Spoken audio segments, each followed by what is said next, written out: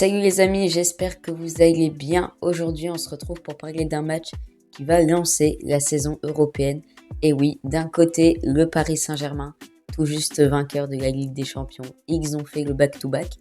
Et de l'autre, Aston Villa, vainqueur de l'Europa League et un très beau vainqueur. Deux équipes qui ont remporté une compétition européenne la saison dernière et qui vont maintenant s'affronter donc pour aller chercher une nouvelle Coupe d'Europe, la fusion entre la Ligue des Champions et l'Europa League, ça nous donne la Super Coupe de l'UEFA. Et donc nous allons commencer cette vidéo par les points forts du Paris Saint-Germain. Donc en premier, c'est probablement l'un des plus importants, c'est l'intensité. Oui, Paris est une équipe qui met énormément de rythme dans ses rencontres, que ce soit avec ou sans ballon. Les joueurs sont capables de multiplier les courses, les efforts défensifs et surtout de mettre une grosse pression aux porteurs de balle adverse. Voilà. Si une équipe arrive à déjouer ce plan qu'a le Paris Saint-Germain, ça risque d'être compliqué, mais Paris arrive à rester très organisé et ça c'est très important. Deuxième point fort, l'expérience. Ça peut paraître tout bête, mais quand tu remportes 2 Ligues des Champions d'affilée, c'est que tu as quand même acquis un minimum d'expérience. Et Paris sait jouer les grands rendez-vous maintenant. Ça y est, c'est quelque chose qu'on se disait pas il y a quelques années.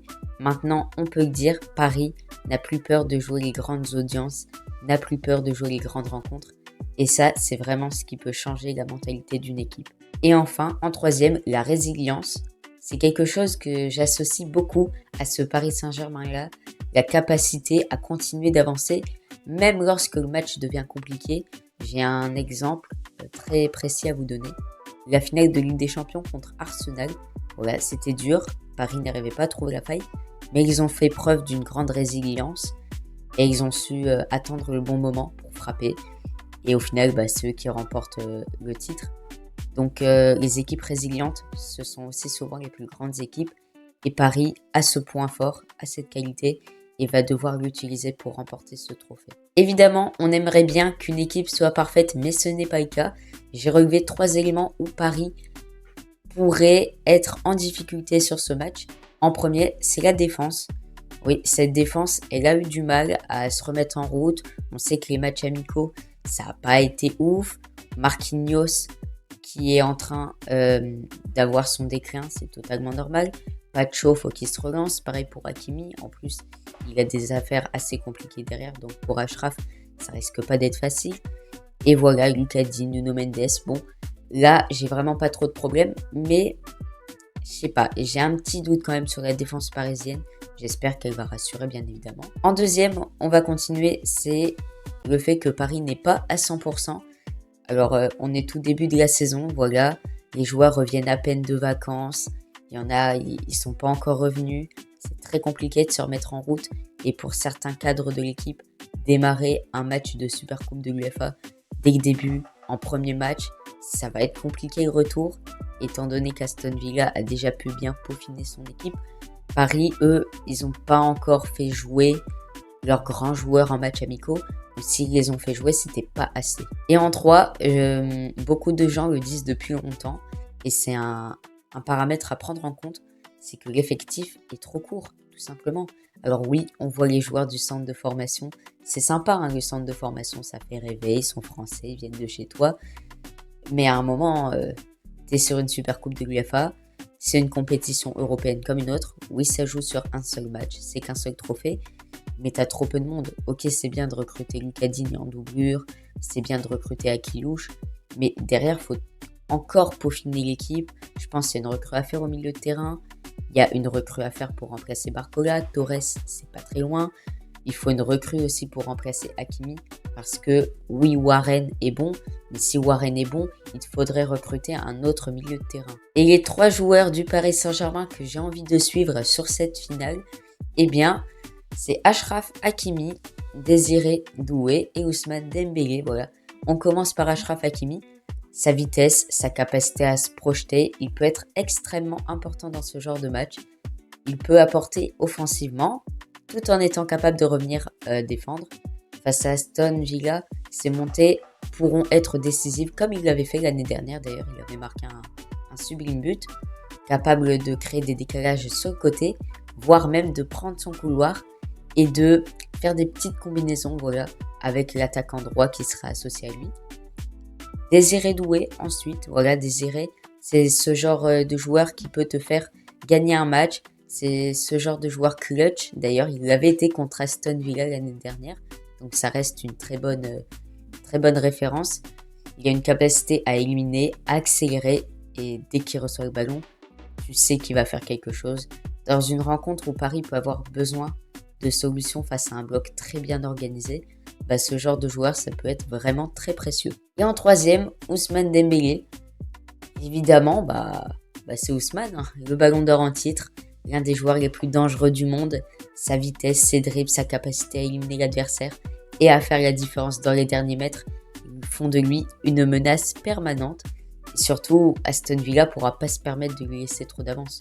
Tu laisses de l'avance à un Ousmane Dembélé dans un grand soir, Paris aura forcément beaucoup plus de chances de remporter la coupe.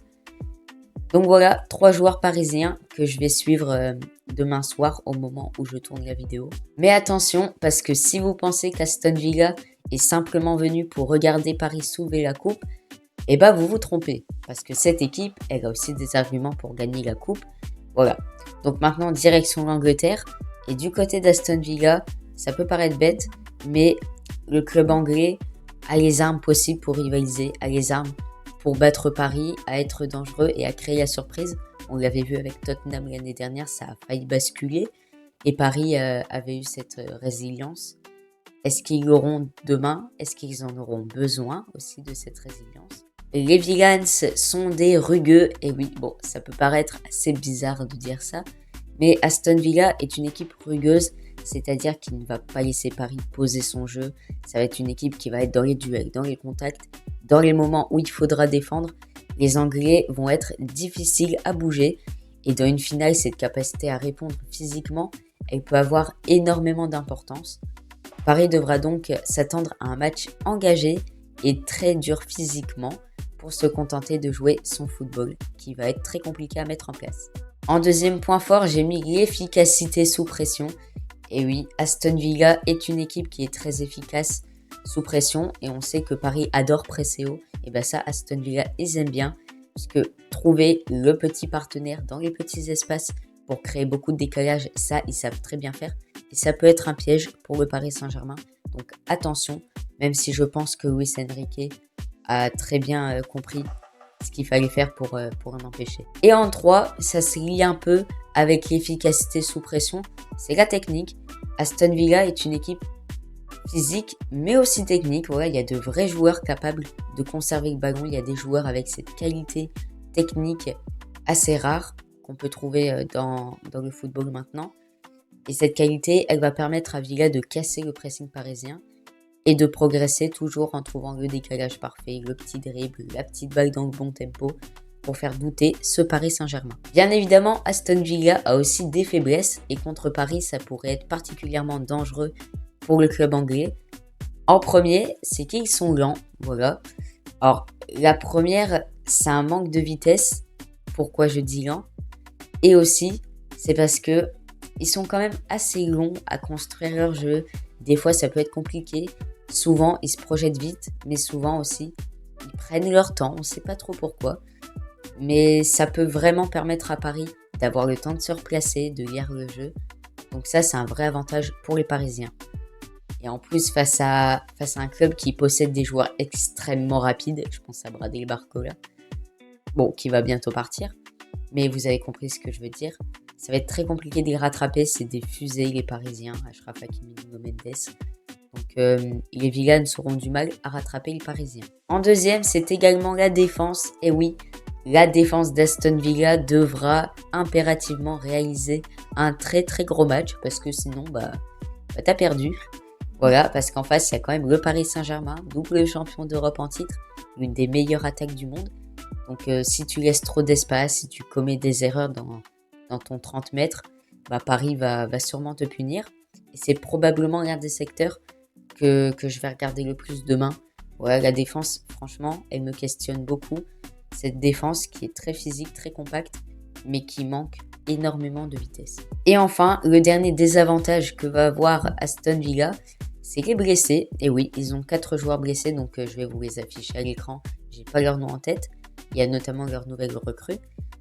Mais si tu es une équipe que tu as pour ambition de remporter un trophée et que tes joueurs par-ci par-là ils sont blessés, ça risque d'être compliqué et ça réduit forcément les solutions disponibles pour Unai Emery et son staff. Donc ça va être quelque chose d'important à gérer pour Villa, même si normalement ça devrait quand même s'en sortir sur le niveau de la compo qualitative. Et du côté de Villa, il y aura 3 joueurs à surveiller, donc j'en ai pris 3 et ça me semble être les plus cohérents pour leur style de jeu. Donc en premier, je vais commencer par Pau Torres, voilà, défenseur central espagnol. Face à une attaque comme celle du PSG, il va devoir être extrêmement concentré et surtout très propre dans ses interventions. Mais au-delà de son travail défensif, sa qualité technique et sa capacité à relancer peuvent permettre à Aston Villa de ressortir sous la pression parisienne. Alors en deuxième, c'est un ancien Marseillais, un joueur que j'apprécie particulièrement. Et oui, c'est Boubacar Kamara, milieu défensif français donc d'Aston Villa. Son rôle va être essentiel dans ce match. C'est lui qui va pouvoir essayer de maîtriser le milieu de terrain du PSG, même si ça risque d'être très compliqué, je vais pas te mentir. Mais voilà, il va participer à la relance, à la construction, bref. Si jamais Aston Villa arrive à monopoliser le milieu, ça risquerait de faire très mal au club de la capitale. Et en 3, Ollie Watkins, le buteur donc d'Aston Villa. Sur la défense parisienne, sa capacité à prendre la profondeur, à se positionner dans les espaces et à profiter de la moindre erreur pourrait poser énormément de problèmes aux bleus et rouges. Donc voilà, face à une défense que j'ai justement considérée comme un point faible de Paris, Watkins aura tout à prouver et aura toutes les qualités nécessaires et les armes pour faire trembler Paris. Et pour la physionomie du match, je vois un match assez compliqué, je vais pas vous mentir, voilà. Un match, je me dis, Aston Villa va rester retranché dans son camp, va laisser Paris maîtriser le ballon et va essayer de prendre en contre-attaque. Mais je pense que Paris est beaucoup mieux préparé que contre Tottenham l'année dernière.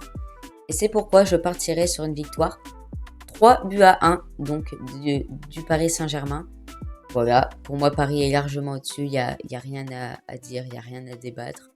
Les matchs amicaux, ça ne veut rien dire. Donc je ne les prends pas en compte. Et voilà, en tout cas, dites-moi ce que vous avez pensé. S'il y a des points que j'ai oubliés, s'il y a un petit pronostic que vous voulez laisser dans les commentaires, n'hésitez pas à liker, à vous abonner. J'espère que cette analyse vous aura plu et que mon prono aura été juste. Bref, on se verra pour le débrief. Portez-vous bien, le football avec la passion.